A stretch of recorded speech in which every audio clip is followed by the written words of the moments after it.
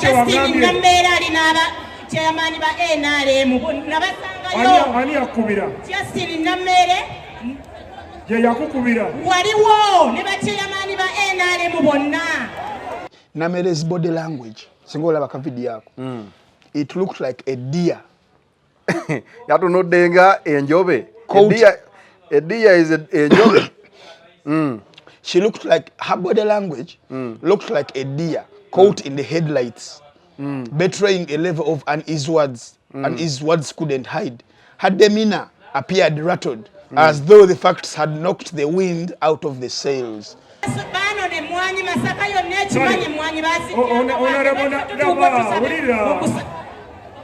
Toina mpisa chichi yogira mpola paka zinalo wono sabo kwa mami wono kale muwulirize sabo njagala yogera amazima nga toina kyolimba yogera amazima gokka yogera amazima ku mwanyizo Namere yakubira nagamba ndetere mwanyi emwanyi nasinkana onalebo Namere ani yakukubira nti ndetere mwanyi Mulege ya Namere.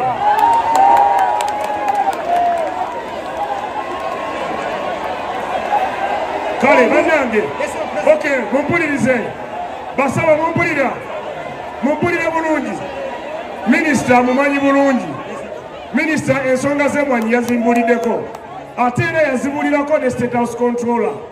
Bulege yanagamba nti ayagala babasasula omulundi gutya. Nenga nagambye minister nze mwenyini nakunga 3 emabega nenga ba minister nkolera list y'abantu ababanja president tasobola kugaba mwanyi z'omunaku natamusasula so njagala okendeza obusungu bwo n'omumwa ate gwe naawe njagala obere omukyala w'omugambe omukomeko tugenda kwogera ne president ngenda kumuwandikira ebbaluwa mugambe olina abantu bewawe mwanyi baliwe bati kati mwegase wamu mwena abemwanyi mubanja 15 Mwena abe mwanya babanja. I became Prime Shakespeare. Naye Shakespeare wo jjajja wange yali n'olugero gamba agamyuka omuyizi ge gamyuka akasolo. Kati Namere mu mbeera eno yabadde akasolo gamumyuse ng'omukazi amulumiriza saagala kumanya mukazi gwe bwe babuze evidence wazireeta. Owana nga Shakespeare nga tulina engero ngeza agamyuka omuyizi ge gamyuka akasolo. Akasolo kabeera kali kuki? Kali ku kyokya. Kabeera kali ku pressure. N'omuyizi gagamba ensolo eno wempitako. Webali nnyo. Eyinza okunzita. Omukitegeera. Kakati ogenda okulaba ekintu ky'ababbalamu nti weba overstepping mandate yaabwe ne badda nnyo ku kino ekyokwagala arrest prosecuting ne batakirekera bali. Bagenda kwesanga akaseera nga bagenda kukola selective enforcement. Bagenda kwesanga akaseera nga picking up on weaker targets. Yes. Kulwaki? Ngoye badde nkunyula local government. Kuva ali ku district kuva ludda waye there is a lot there is a lot of corruption that is going about and the trajectory of the Balams would be very, very good but then I would be very proud if one day comes when there is a big fish that is being caught and that has been the test for Balam. Yes. Abantu bamu comment bagamba Balam, you have been arresting people by edit teacher wa milioni mukaga milioni nya. This is 150 what? Something million. Definitely. Ndikati Balam okwagala okulaba nga okola kwata Justin Namere Mugambe. The first big test of a big fish yamulakidde. Webale nnyo.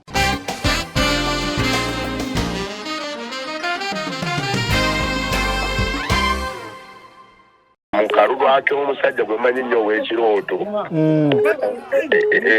katooke B naye yennyini babadde bamuwangudde n'atuula ne wansi n'azirika nga bamuwangudde n'azirika ne bamusitula ne bamufulumya bagende bamujjanjabe nga bamaze okulangira omusajja asoose bamuyita Kizito Busaafi Kusaama naye bwe babitutu byetegere okugenda wali zidde n'ogenda ate kati awangudde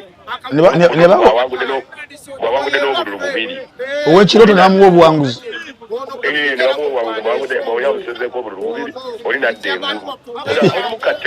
Bannange. Nga mulabye. Tukyali mu field sagala kati kuwajje no consensus report pange bya rubingi abo tebalonze sawa 5 zennyini kubanga okusoma n'okubaddewo kyabantu abamu babagambye okujja n'endaga muntu zaabwe Ndaga muntu ekakasa nti wa ku kyalo okwo naye ate beerabira nti baali balina okwewandika babere mu register y'ekyalo kati tusanze okusomozebwa kunene akakiiko k'ebyokulonda tekaakola mulimu kusomesa bantu kutegeera nti wadde walonderaawo wennyini ku kyalo naye okulonda ssentebe w'ekyalo wali olina okuba nga weewandiisizza ziri register bbiri ey'abasentebe b'ebyalo n'eri enkulu electoral commission era mbonyebonye n'abantu bakulu nnyo okubanywera nga mugandi nange kuba taata tewewandiisa wano tulina kubeeramu naye nga gatinze naye wali wazze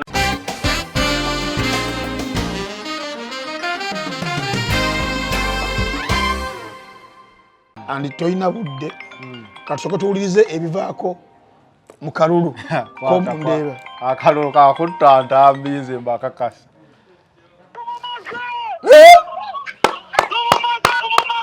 wali awedde mulwana awedde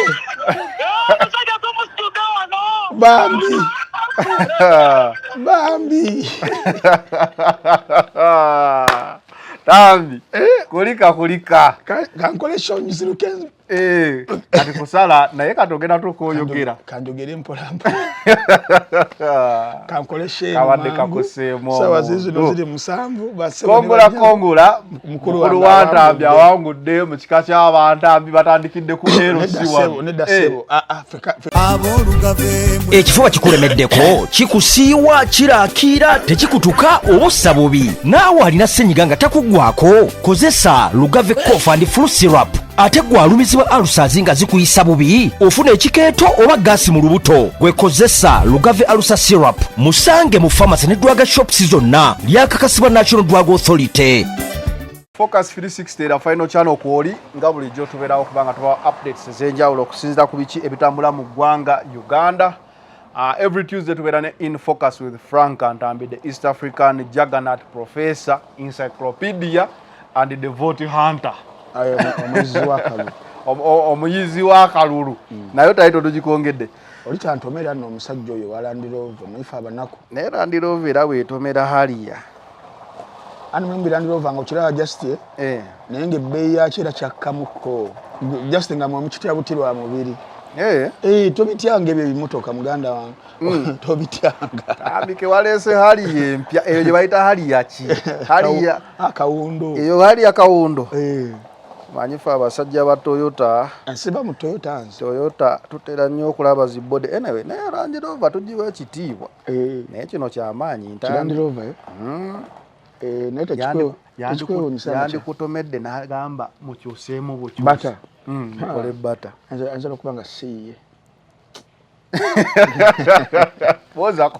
abali ku the final channel banange Focus 360 with Frank Ntambi banaye tubanirizaako nnyo nate olunaku luno olwokubiri munansaasira sisibe katayi kange kentera kusiba nga ndi ku sheno ne saati se public holiday omusajja nnonye waka public holiday ate kaluludde obusemo mbuwulira tuli tutya osobola asatu mugumu ng'akalulu kano kakusimba mu mugongo naye wakakuba essimu mukaaga era ngenda kukuba essimu mu show batuwulire ekiri ku ground okujja kakasa so banange embeera yeeyo naye nga wano bwe tuli ku A&S Health Club n'abagamba esangibwa mu Kyanja wabula that is Kyanja Komamboga Road wosobola okujja mu kaseera konna nobeera ng'owummula owummuza ku birowoozo ka music kabida kaseeneekerevu tekawuggana osobola okujja n'owugga swimming pool kako osobola kali wali ka restaurant kali wali kwegamba gym kwagala kulaba mupiira buli lwakuna wabeerawo live band bannaffe abajanzi band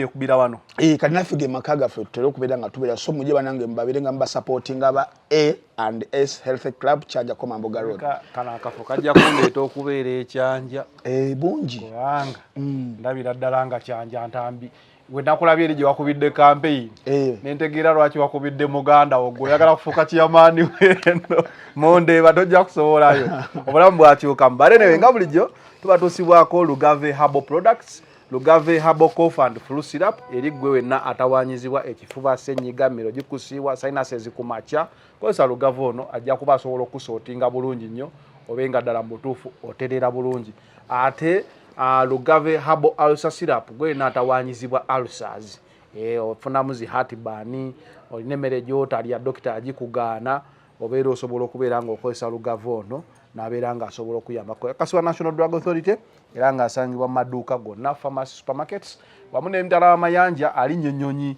ali ku mutindo gwa nsi yonna, so ojja kuba ng'osobola okubeera nga ddala okola ki omufuna Lugave. Hajji Yasin Kiza musomi wa ddwa gwalina ebikutawaanya nawe osobola omukubirako ku namba y'essimu gy'olaba wansi awo ne tuba nga tutambula. Tujogeddeko then tulina bannaffe abalala ng'abalala tujja okuba nga tubabawo olwa flow ya Shane. Yes, munno watch gye mba nsembeyo mukana akanyomero nga tutandika.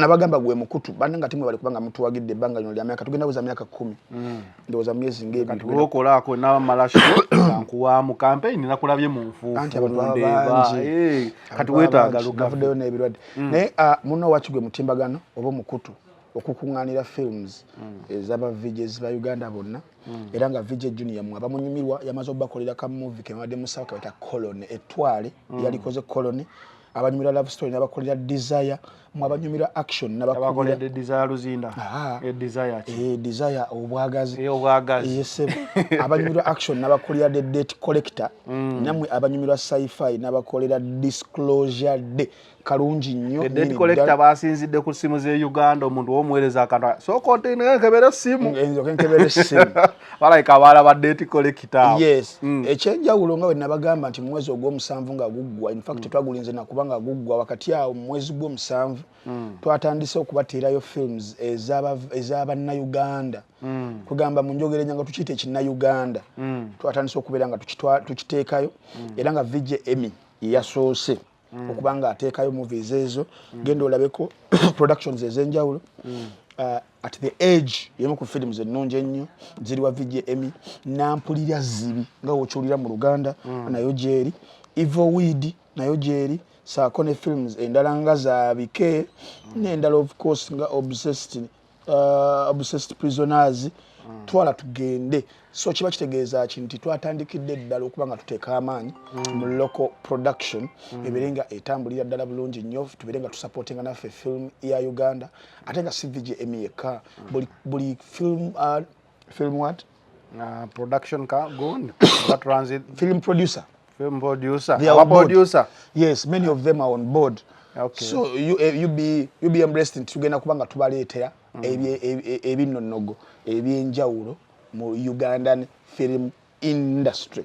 Okay, what do you have in focus? In focus with Frank Antambi. In focus tulina omusajja afa muta Shalom Haddad Kaweso olunaku olwajjo omusango bagugobye era Shalom akamirwa bina ndabyeko ng'agamba yawangudde era akamirwa bina technical knockout uno mulina kusimu Shalom Haddad Kaweso oyogerako ne Frank Antambi ne Zanel wano ku The Final Channel.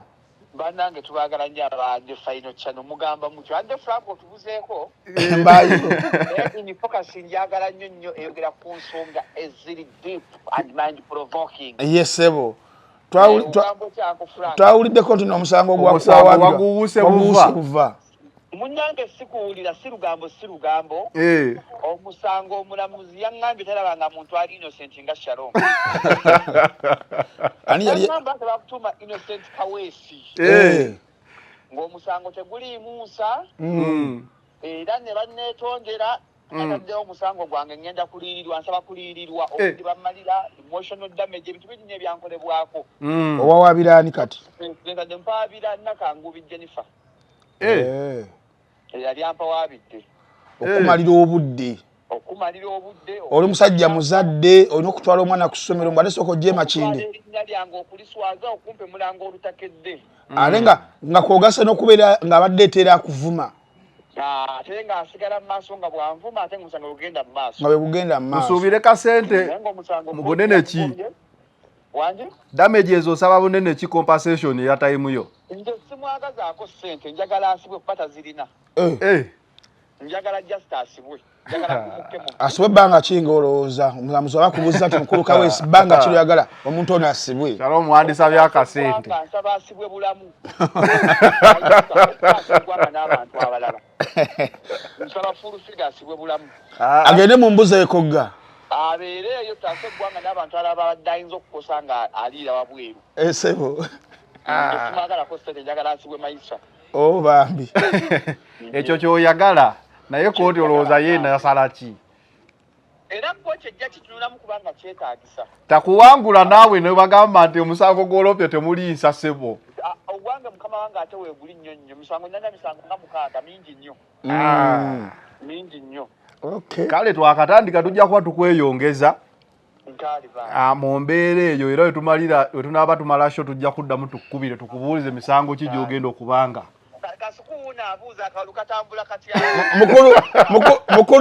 mukulu kasuku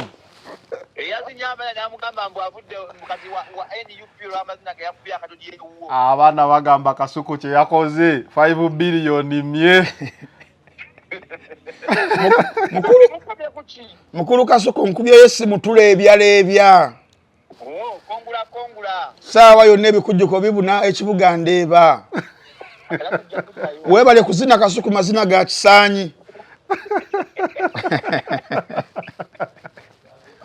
akalulu kagenda kutaba omuntu ntambi n'eddoboozi lyange okimanyi okirako gwe yeesimbyewo wakakwata amasimu buli omu abuuza atambye amazina ge yazinye tiimu gye yayungudde kimulekawa ku mikutu egisinga balowooza nze yeesimbyewo nabadde ku x nga bagamba ntambi tukwagaliza buwanguzi era tukwagaliza buwanguzi muganda so in focus ezimu ku nsonga bebadde ya muganda wange Shalom tuba tuzuzumbe nagwo bato omulamuzi yagugobye tulina ensonga y'akalulu akagenda maaso olunaku olwaleero otukoledde sheeno saawa zino ziri mukaaga lidashika nga 47 kiba kitegeeza nti okubala tekunaggwa naye bali binyinyittira naye bonna essimu zeekuba mulira bagamba mubaleebya muleebya katusabe nti wetunateerayo syo mujja kuba mumaze okuwangula then mu nsonga eyo yennyini nyini olunaku olwajjo nasitudde emikwano gyange okumperekerako tumanyize muganda nga akalulu naye gye byaggweredde nga batugambye abantu abawandiika ku mitimbagano egy'enjawulo nti bannange biliyoni 5 muzeesonyiwe kasaba balabye nga mukubiro wa NUP akalulu kakati nina kyenjagala okwogera ku nsonga ezo era in focus ate taata wange waliwo omwami omulala ow'ebitundu bya naye ebizibu bijjira abantu ngeranga ebitundu n'obikomya wakati omuntu ayinza okwongerako ebitundu bye si ebitundu byekyama naye waliwo omwami olunaku olwajjo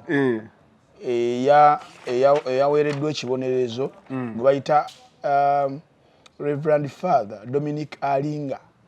Dominic Alinga ono yali musajja nga priest mukatolika yamala okugobwa oyagobwa gwe yazuula nti nno yawaayo olugambo mu bakama ab'okumugoba yali musajja nga akola mu URA eyali ofiisa naye nga mukwano gwe best friend we John Bosco Ngoroko yawaayo byamaki ebyamugoba yabiwaayo nayita omusajja lyamugoba kati Alinga kye yakola nayita ono Ngoroko bagende munange banywemu kye yakola n'amutta n'amufumita n'amukuba ebiso n'amutta omufaadha yatte yamuloopa bafaadha bosi batugamba tusonyiwe neyajja okutaasa owa bodaboda n'abatomera faadha nga yali mukambwe kakati byaliwo 224 naye olunaku olwa Friday ekibonerezo kyayisibwa ng'agenda kalaba n'asibibwa emyaka 10 n'emyaka 21 emyaka 10 n'emyaka 21 gy'emyaka 3 mu meka nedda ssebo kati bayinza okukuwa ne bagamba those sentences will both run concurrently wakuzibya kino 10 bamusalira gyaki attempted murder ogezaho okutta bodaboda yali azze okuyamba mpozi baali abasibe babiri kati yali avunanyizibwa ku bantu babiri waliwo gwe yatta ne gwe yagezako okutta eyawuna owa boda ye bamusibye attempted murder myaka 10 ate gwe yatta 21 kakitegeeza agenda savinga 21 ebintu ebyo bibeera nga ojja bitunnyonnyola ate nameere essaawa zino oba nga mbega akaaba gaakomba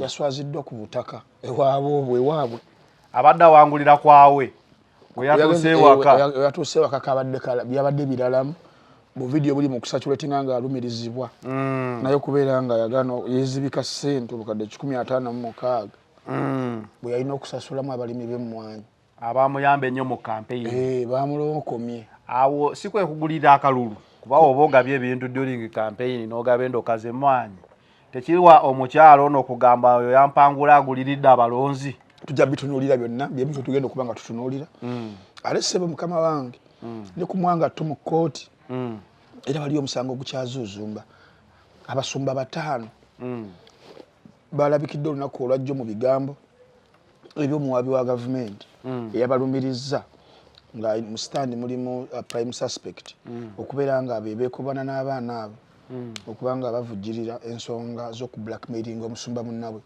Pastor Robert Kayanja. Omusango gwa Kayanja ogwo nno buludde nange nagukolako naye omusango ogwo teguggwa simanyi lwaki teguggwa kati ebyo n'ebirala betugenda okutunulira in focus kati wona wontandisa oba ontandisa mu Vinicius Junior Arsenal gweyagala okukansa tumuleeta kati kyenawuliddeko omanyi teri exciting moment mu off season nga transfer tuba tuli mu off season eno transfer zitubugumya twamaze dofuna sente za Vinicius Junior wetugoba Trossard we yagenda omusaala gwe tuba tugenda okukendeezaako ate twaleeta oli tourist then ono mu Brazil agenda Martinelli si Martinelli Jesus Yesu tudda afuna sente nyingi ng'ate abeeraawo so tugenda kutunda Jesus omusaala gwe nagwo tuguteeke wali Vinicius agala emitwalo nga 3 he will be the most paid in England because right now omusaala gwe gwa mitwalo 4 ku Madrid wali Madrid egezezzaako kwagala okumuzza mu contract in fact onako olwajjo bakolinze camp ye nga bagala baje bateese ku contract empya naye nga camp yeebuzaabuza olwaki abaganda balina olugero olugamba nti akagamba akalungi kasuza empisi ku lugo nakitegeeza ki ekyo kakati ekiyunuza ennyana kiba mu kibeera kati Vinicius Junior we yawulidde offer ya Arsenal nga nsava ate nga n'omutendesa ze Mourinho asojja Mourinho tayagala bya Vinicius ebyo asojja ne Madrid amaze okugula Lumonde Diamande amaze omugula Vinicius n'agamba awanyiwe waawo mbadde ku Madrid emyaka 9 jukira ajja 2018 y'omu ku most serving essaawa zino mu ttiimu eyo weeri and I think buli kimu akibawangulidde Champions League abawangulidde 3 UEFA FIFA Club World Cup ayinawo 2 ndowoozaawo ebikopo bya La Liga ayina n'ebisiku myaka 9 oba olina awangudde kati I believe nti yali badde yeetaga challenge ekizibu ekiri mu transfer eyo muntu omu ndowooza David Ornstein eyaji breaking over the weekend and is one of the most reliable journalists we have in sports industry. Fabrizio Romano nakubeera nga final details David azirina. Yes, I believe nti mu weekend ongeggwako offer ya Arsenal egenda kubeera etuse ku mmeeza babeere nga bagezaako nga ne Madrid nayo weegezaako kubanga ekyamuzza mu kyama abeere nga asigala. So I think gegamu ku mawulire agagenda okubuutikira the old transfer. When transfers ezo nga tegenda kuggwerawo mangu egenda kugenda paka on the line ozitegeera ezo paka ku deadline day. I think yemu kwe ya Vinicius Junior eba add-on nene nnyo ne ku Premier League. Nekati ekizibu ekibeerawo buli wolwawo okugula waliwo ttiimu eyinza okujja nga eri much more serious oba okitegeera kyobola nti mani ebadde erina akakodyo keerina nga abazanyi beegula kati nga Talisman gwe yaguze yajja negira bu netwala tewaliwo kulendegerezwa ki Arsenal yali ekyali mu Rogers era muzalamuza nemunyakula kati ekikwewunyisa nga diru ya Vini lazima ni nayo zeze kwa mani yote neino obunafu side ya left webera negambe tufuneyo maku signing esobola okujja Man City esobola okujja Chelsea esobola okujja so the earlier the better for Arsenal this time round ebadde rudde okubeera ne star player after Thierry I think ndowooza nga Man City weri na Haaland eyinza okutagala kwongerako Man U it's not competing for Vinicius to join. Of course now yes. It's not competing. Ate omusajja ngoyo aba akozenga transfer aba yagala jawangule. And Arsenal is looking more promising. But also Man United enkizo gyebererina sometimes pedigree. Luli gundi badde entertainer European football teri mu Champions League ne kasita yazzeeyo erinnya lya Man United nalo mu transfer ku muzanyi yenna libalikanga because of its history. Yes. But anyway, but wanaba balemeredde Vinicius nga muleta Vinicius bali amuleba. Vinicius bali amuleba. Yo wali. Professor. Former vice chancellor. Chogamba asenera moza Vinicius bali amuleba. Here we go. Going to Arsenal close to 1 million. Temochikola. Bana ya Arsenal motogulire Vinicius kuba kati aba Man U banta je bagenda otandika. Mbu Arsenal yagula Vinicius bali amuleba. Ngali mwagula Kalifuwa. Kalifuwa. Anyway, yeah, in focus with Frank Antambi katutandikire ku mukyala Namere. Justin Namere. Yes, oli wakatambike nafunye nga Justin Namere aliye Masaka eyo bamutwalaganya kanka kube.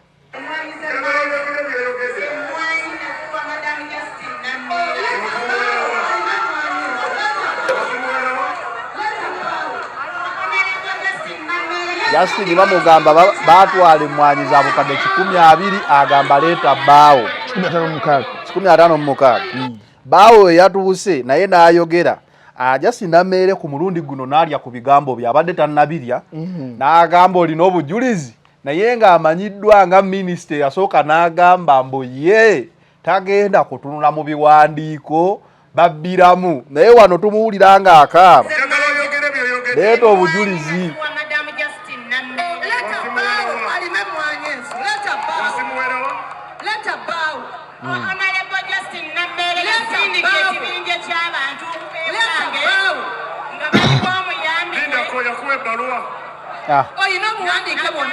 Olina obuwandiike n'omukyalo ono ng'omuntu okutandika mu kamyufu ssebo okuva mu kamyufu namuwe emmwanyi n'okunsasula namala kwereega. أعوذ بالله من الشيطان الرجيم بسم الله الرحمن الرحيم السلام عليكم ورحمة الله تعالى وبركاته nze Haji Yasin kiza omusomi w'eddwa nkola ku misango bula ly'abaana gwa yalimu okuzaala abonabona anoonyeza obufumbo n'obutambulamu emirundi gyonna akabya obwavu atalina mulimu ebizibu eby'amaka eby'emmaali omukisa yagenda ebulaayo okukola toyina mirembe toyina mirimu nsangibwa lugalambu ku lw'ejjinja osobola okukuba ku nnamba ezo ali ewala osobola oyita ku WhatsApp ku namba zange ezo zolaba ku sikulini yo. Lindako mukusoka wangambye madamu genda mpola lindako mukusoka wangambye gende maaso tujja kukuba akata. Yes saga ogiwulira olina obuwandiike ne mu kamyufu Namere okusasula kwali kwereega. It took me back in the days waliwo story y'emmotoka ojjukira saga y'emmotoka kugamba Namere abadde akyusa okuva mu kukaaya nakuli kati ng'afuuse super minister nga aleeta obujulizi era alwanyisa enguzi but history mu kukaayanira ebyensimbi si nnungi nnyo mu background so nawulidde ekintu kino ne ŋŋamba never know. Yes. Kati gambye leeta obujulizi ne mmanya kati kituufu emmanyi baazitwala. Kakati now one of the challenges we are having and we are facing as a country is overstepping our mandate. Institutions or government agencies or governments, or, I mean ministries, overstepping their mandate. And in Uganda it is called, it has a saying, it has a saying and a proverb that goes with Nkolempo mi. Nalonga yago ya mayoni. Yes. Lwaki ntandikidde basebo ne banyaba. On paper, what the Ministry of Local Government is doing, what those two ministries, the senior and the junior in Namere are doing, it is kugamba otutunulira mirundi ebiri, and one of the reasons lwaki wampita wano is to scrutinize professor critically n'eriisa George ekyokera ddala tulina okuzzayo ka abantu omanyi lwaki ntandikidde wali ku overstepping the mandate abantu abasinga n'okumanya I believe yes, and you get me some warm water if you don't mind. I'm having a very sour throat and I still have to serve my people, doing some critical analysis here and there with my brother here. So kindly brief. Or if you could do for me, warm water will do. We are still on camera, boss. And yes, and maybe you get for me tea. Lemon. They get for me some warm tea. Lemon tea. Put some lemon. I want, but with lemon, a bit of lemon, so it clears the throat. Sina chifuba. They just throat. The throat. Yesterday about the campaign. Yes. Yeah. Because now Justin Namere and Balam will come here. If you don't work on, if you don't work on. Neno bajita AS Health Club. Yes. Yes. So I want to go back. If they ask you what is a local government, government is ebitundu. The government is ebitundu. Kugamba ye. It is the one of the not even one of it is the lowest level that manages public affairs within a specific geographical area. Nti wagulu wali tuna central government wetuba tugamba muno ye setting national policies ku level eri. You need an implementer who implements. The local government implements. Yes. Because it's the one that touches ground. Definitely. From government. Okuvira dala bali ku district. No kirira mwa balina cities, oba city councils, municipalities, town councils, sub counties. How we bakolera local government. I think in this era of social media, these two ministers bagezeza kondoza mukana akasira akatono okumanyisa abantu the importance of local government and the ministry je bali but banja abaddeko kawo bajabero bidandi salina abalala kakati omulimu gwa Namere ne senior we Balambaruga hali jiji njagala ndikulambulule tulabe ddala kye baliko oba kye bakola kituufu oba se kituufu. Baji said the final channel in focus 360 mulimu supervision ne coordination kugaba coordinating local governments ngo tugambye, so they supervise and then they coordinate all these zenyinyonyodde okitegere kyo ne kibeeraawo, then nibayambako mu kuguidinga service delivery wayina okubeera nga egenda mu health era obalabye nti olunaku olwajjo yabadde sides ya Mulago weeyo before Mulago we Masaka before genda ku campaign ya kugundi eri abadde musemu omuntu yokumuswaza swaza kugamba yakoze kali yako okuna akokoza no yanikachi no yanika mutaka, so aho naona mu health mu education roads butali markets sanitation yona ne H4 aho naona mulimu gwabwe nga local government okitegira, then ekirala nga bamaze okubeera nga service delivery kirira, then okumonitoringa how local governments use public funds no ku implementing government programs jejejimu kuki kumirimu jayo okiraba emirimu gino nga wogiraba temulimu mulimu tugera ku kibaita legal mandate gukkiriza minister yenna mu ggwanga eri ya Uganda kino njagala nkiddemu. There is no specific, there is no what is it called, omuwatwa oguweebwa minister yenna to arrest or prosecute anyone. They don't have that they don't have those independent powers to start with of arresting, of prosecuting, or what you have they been doing it? I don't know. I'm just telling you. Okay. What they can do is to request investigations by the appropriate bodies or authorities. In this case, Uganda Police Force. In this case, the IGG. In this case, the Anti-Corruption Unit. State House Giakolachi. Giatekao. But not kukazinda logamba nti oyakwatiboyo mukute gwe bakukwate. And investigate and definitely they don't at least the mandates have taken some time to know many of them. I saw Balam is making such instructions.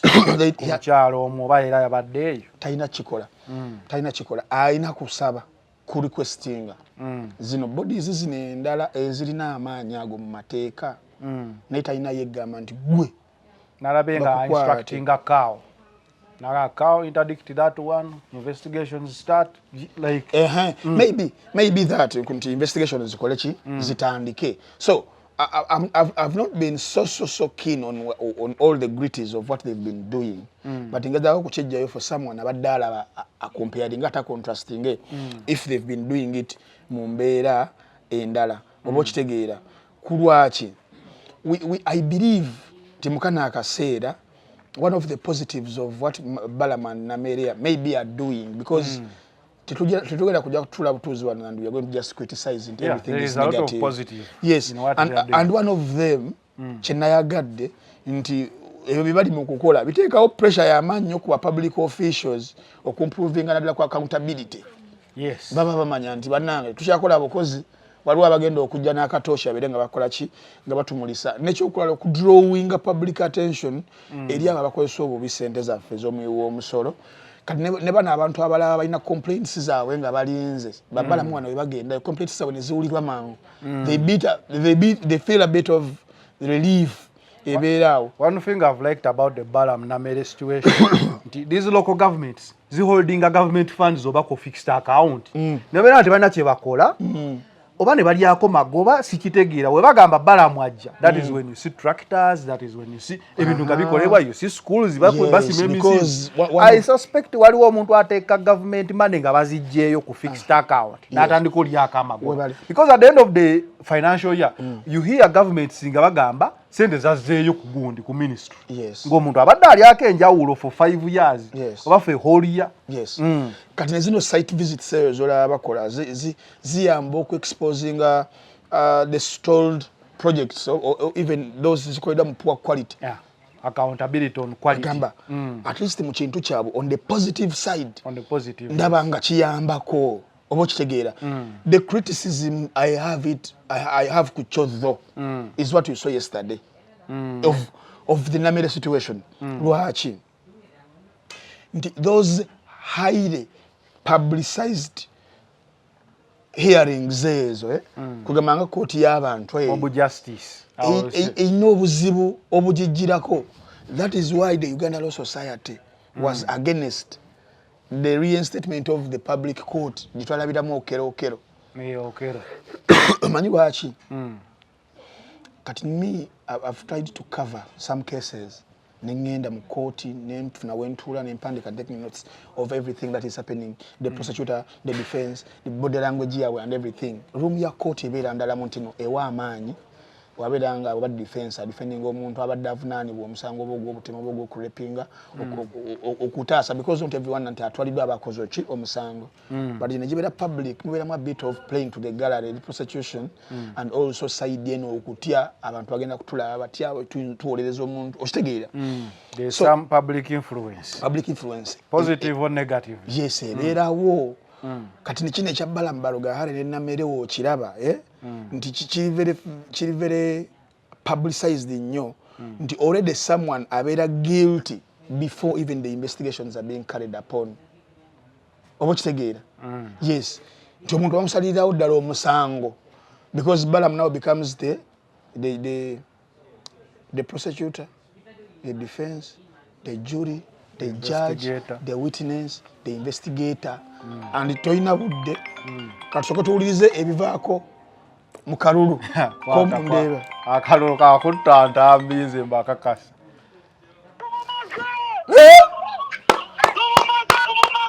wali awedde mubwana awedde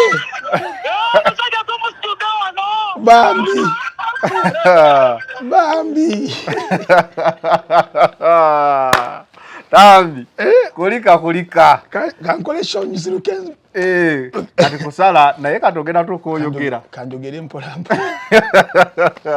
kankole sheni kawadde kakoseemo sawa zizo ziri musanvu base kongola mukulu wa Ntambi awangudde mu kika ky'abantambi batandikidde ku erosiwa nedasebo fekika kyaffe gyenzaalwa ku bukojja ne bujjajja tuli mu leadership nnyo mulinayo mupi twali tuwaddeyo ko naye Sebalu Mike Sebalu yesebo badde manyi otemye omukululo n'oguzo obwa chairman weyingidde wammwe kati tulina kojja waffe emutungo kitiko abadde chairman kuva 96 ne kuno teyakomyeyo kojja wange adda ku maama wange abadde chairman nze nzija kuba MP naye akeero singa badde kakuseemu n'eddoboozi ak'MP experience ejja nawoganye nnyo so okuddayo ku kiri tukomewo ku kalulu wano ebadde just update basebo ne banyaka okuddayo ku kiri kyebadde gamba ekyababbalamu nti challenge je nina ku bintu ebyo biri highly publicized ebiri camera oriented playing to the gallery ogenda kwesanga nga mulimu basalumanya bagenda okugenderamu though mulimu abali guilty naye era still tulina okuddayo ku mandate oba okitegeera lwaki nti mukutambula kuno kwa Balamu ne Namere kwe bakoze balina bangi bakutte niye bagamba bigambo byososo okwogera tetwagala kumanya tetwagala evidence tetwagala any document dawali era nze nga public kangambe ndiyo no mu public tuzudde nnyo nti ebintu ebituukamu empapula ne tugenda wali mu court most cases public loses. Definitely. Abantu babadde batuwangulira ku technicalities nti gundi yawandiika what. I'll give you a good example. Omusango gwa Mpuuga the 500 billion. Gwamaliriza kugenze mu court ne bazuula nti wali nsobi yakolebwa. Tugenzo tuko olwaleero ngeze ensobi ezaakolebwa zezagisa speaker mu parliament. Naye ate wali mu mpapula era bagamba nga Bampuuga beeropa omusango. So nze nkyali leaning ku Namere ne Balamu nti kibakola kituufu kuba public wali otutuka ali mu ink ba my road answer my road challenge eri we have been losing. I want to be as critical ekintu ekikwatagana ku musango ebiseera ebisinga tulina okupulinga all the emotions netugenda ku evidence that is being presented because if we don't do that now Namere has become a victim too. Era we are not saying that she's a victim. We are saying let the sword take her. Ngawe twala baba father nga bayera. Kati ye sword era blame ya shene lero we tuna ku nsonga eyo. Tulabanga Namere ali backtracking bukatirete ebiwandiiko. Naye nga ate ye wali abadde tabisaba. Era yali yabigoba. Yes, kyova natandikidde eri ku kya mandate. Ngenda ku kiri tebalina independent powers to arrest and prosecute. Wabula okulagira ebitongole ebivunaanyizibwa ebirina powers ezo nti police webeerezze for example nti omusango egisinga gyonna gitandikira ku level eyo. Nombera nkulyazaamaanyizza nze Namere nyandyazaamanyiza omukyalo oyo. Omukyala yandibadde yagenda ku ki?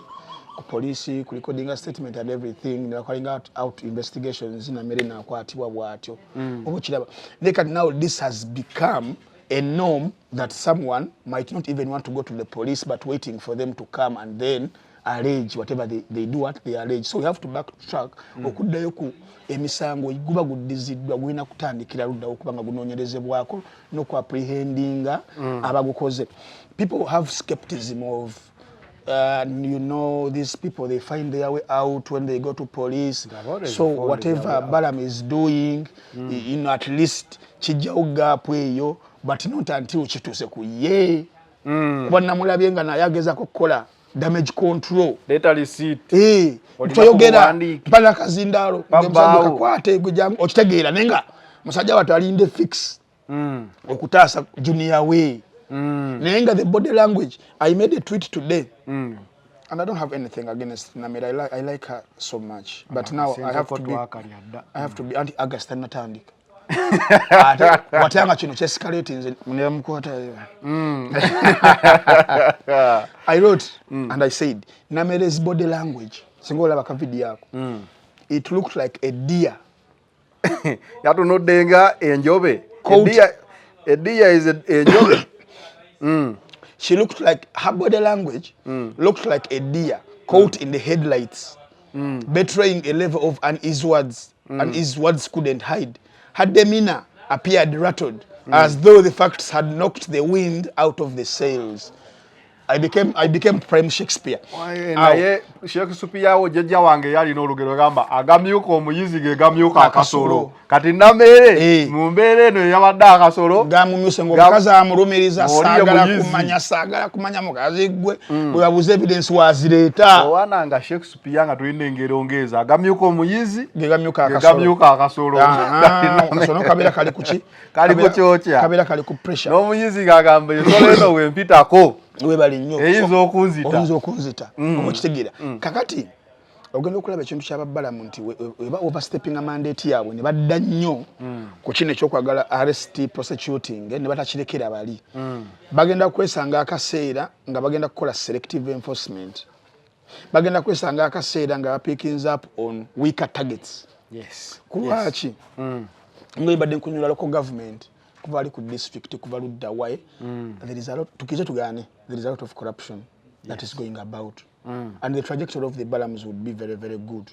But then I would be very proud if one day comes when there is a big fish that is being caught. And that has been the test for Balam. Yes. Yes. Abantu bamu comment bagamba Balam, you have been arresting people by Edith Chaba million mukaga million nya. Yes. This is 150 what? Something million. Definitely. Ntikati Balam okwagala okulabanga awukola. Kwata Justin Namere Mugambe. The first big test of a big fish. Yamulakidde. Webale nnyo. What if Mokene enkaje wekulakira shako no sola Balam? I'm going to ask you something and I'm just being logical and I want to create for us to critical thinking we say creating a conspiracy theory.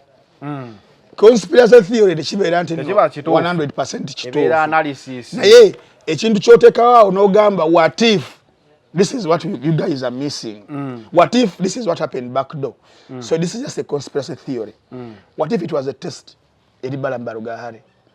Nga mukama we yamuwa mulimu ogwo. Yabadde mastermind wacho. Lwaki? Bana abogerwako ababanja. Bali ani yali wagulu at the helm of okubasasula. President. Obo kitegeera. Bali banoonyeza baani. Ba NRM. Abo bona abaddawo baaki. Ba NRM. Kati Namere sawa zino gamba nti nope. Kakati wekibeera nga you cannot clean the house within and you let it get exposed. Ngobadde okimanyi those people abatambulira ku Balam ne Namere abadde batwanga video ventuza abali eno who pays them? Why would Sean Styles who has been capturing Namere? Calvin Kayanja. I don't follow Calvin Kayanja so much, but nalabi Sean Styles. Abadde ateekwa video wa Namere obwo bulungi. Is among those abatadde akakamu exposing. Because now, sometimes in that situation, for us in communication, what we do, damage control and PR. So, what if this is something literature? Who pays the piper? Controls the tune. So, Sean Styles atambula ne bano. They are the ones who pay the piper. Yes. But now they are not controlling the tune. If no, it wasn't live. These are videos. Even if it is live, katika nkuli ekintu kimu kati gompira ogulabidde ebbanga obadde okimanyi nti essaawa zino singa wabeerawo fight mu kisaawe tebasobola giraga kamera zigera ne zidda ate somewhere nga abantu abeyambulanga ne babetinga ngenda kudduka mu kisaawe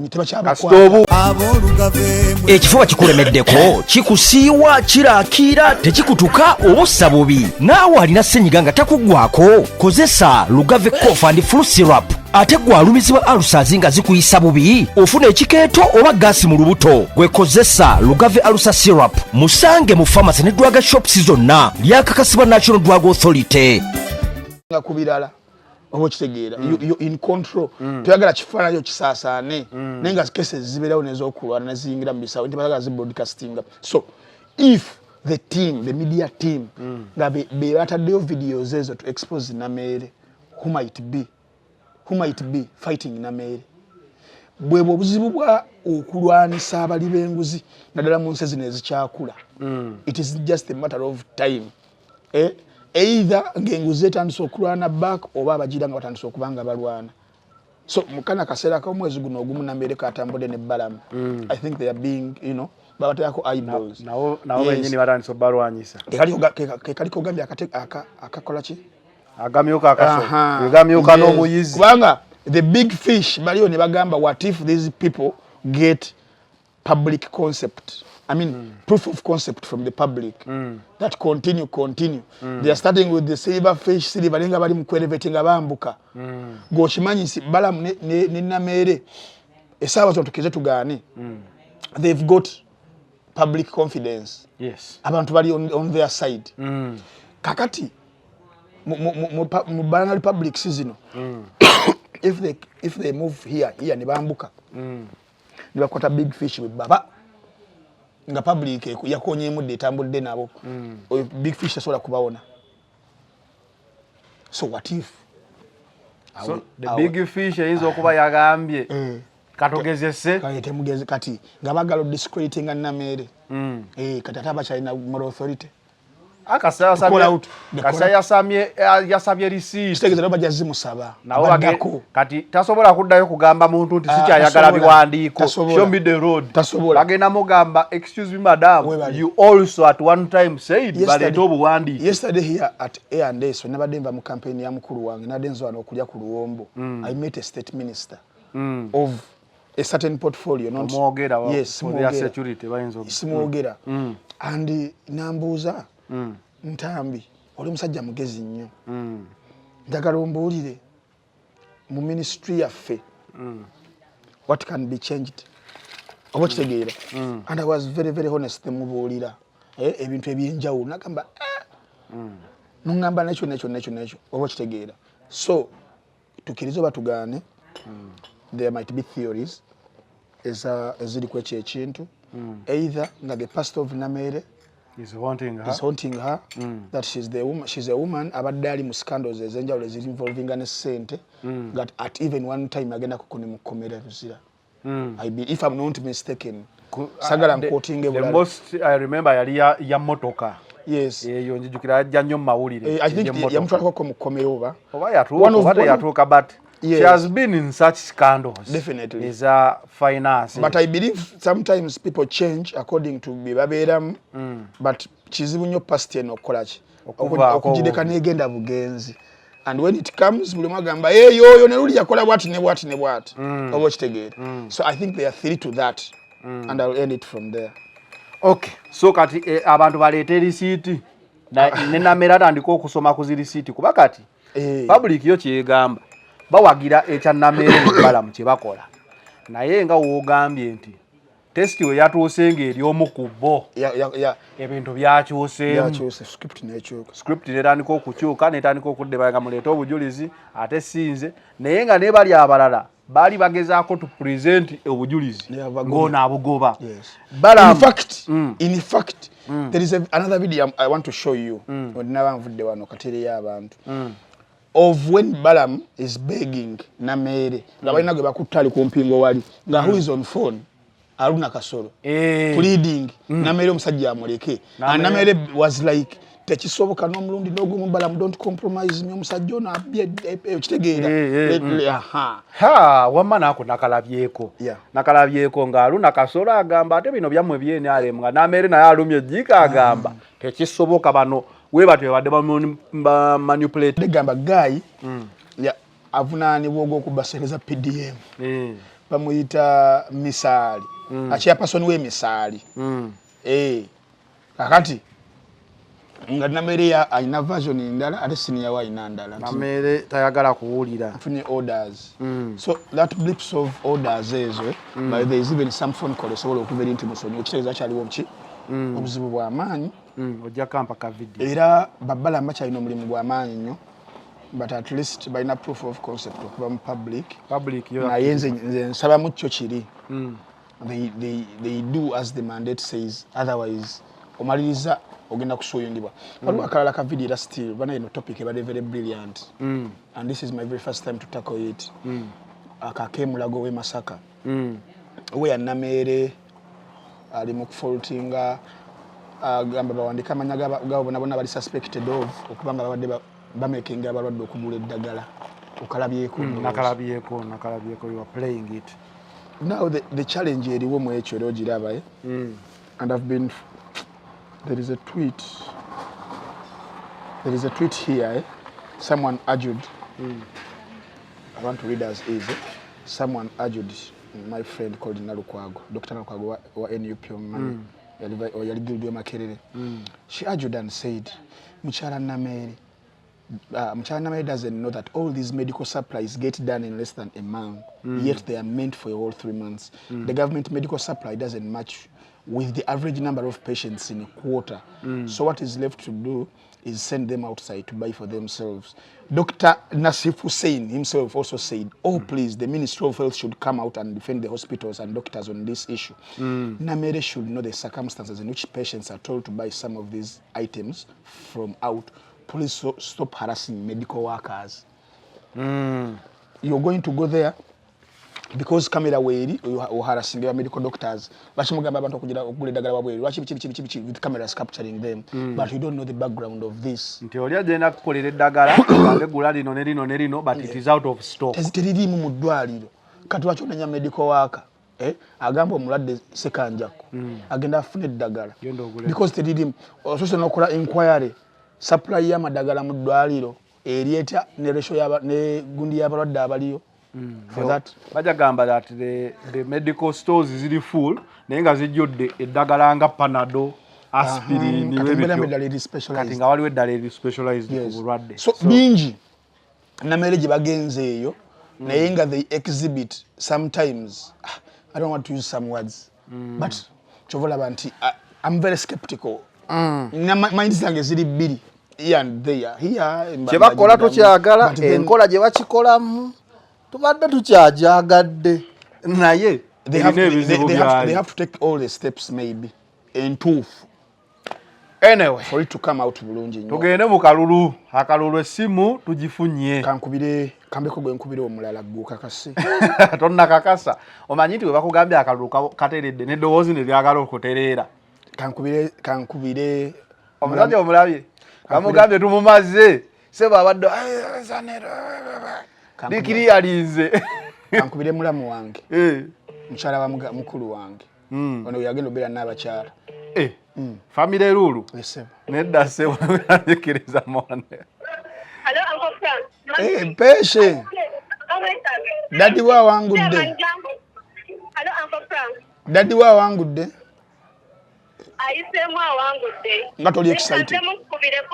nga toli excited isaawe eno omuntu omanyi obuwangu this is my niece obuwanguzi basobola okubukunyakulako eddakiika awo oba akawangula kati balina atogenda ku juza pepa waaka bagenda ludda waawo balina olonda akakiiko kaabwe ezo nga bamaze okugira balina okugenda somewhere gye bataalingira oba gye bakolerera batya oba gye ba so ekyakalulu paka nga webasi balina okugenda ku division not so balina okugenda ku division kayinza obeera eyo ne bakubbira eyo ku final ewona alina eggaali tebasobola mubba eggaali kweri majegere tebasobola naye olabye wasitudde eggaali olunaku lwajjo yes panay congratulations first of all muganda wange Ntabazi Moses Kulika akalulu kakulikira eddala akamu ku bululu obusinga obuzibu bwa ssebo ne bannyabo ke kalulu ka LC1 kazibu nnyo naddala kana ak'omugongo kazibu waliwo omuntu nga tayagala mwena mwenna jjukira mubeera ku kyalo kyekimu tayagala kulaba oli nti ate wadde ono okuteekawo mbeera eyo ekyokubiri wabeerawo ebintu ebimu ng'oli just kiri bubezi person n'oba otuta ekibiina ky'ebyobufuzi x oba z oba nga kojjiddeko nga bayinza okukakumba okiraba eba ne gavumenti eyagala entalo gwe ssebo bwe tuba tulonda abatatumanyi maaso ku maaso tuteeka mu box bwe tutuuka okulonda abatumanyi ne tusimba ku migongo kitegeeza empala nekulira eddala gavumenti eyagala ebyonoonese eyagala osimbe mu mugongo gw'omuntu nga gwe weewozeeko eggula ebiri waali naye akulaba obadde ogezaako okunnyonnyola akalulu kano wakikazibu nti LC1 mumanyi famire ya gundi teyatuwadde so kiteekinga omuntu ali politically mature okumanya nti bonna tebasobola kunnonda era ezimu ku messages tutambuza mu kalulu ako obutateekawo mbeera ya mpalana nga tugamba nti muzeeyo n'atufuza emyaka 3 tukirize tugaana akoze era tumwebaza owa chairman abaddeko akoze era tumwebaza naye naffe katwongereyo olutabaalo chairman abaddeko myaka 3 bana bachairman tebavaako kati njagala kumanya chairman ono ew'ekirooto kyange yakoze atya ntambi tolinaayo musajja ow'ennansana ani gwebeera ennansana watwandibadde tutegeera omusajja nakubira gundi kankubira ezambaali obw'ekirooto kyange akoze atya kubanga ekirooto kyange akubire ku zambaali blasi honorable essaawa eno honorable ogamba otya honorable oyogerako ne Frank Antambi kayo mukalulu k'ekitiibwa. Tukawangudde akaffe kawedde. Akabe mukawangudde. Era sebo oli live wano ku the final channel. Sebo. Akaffe tukawangudde.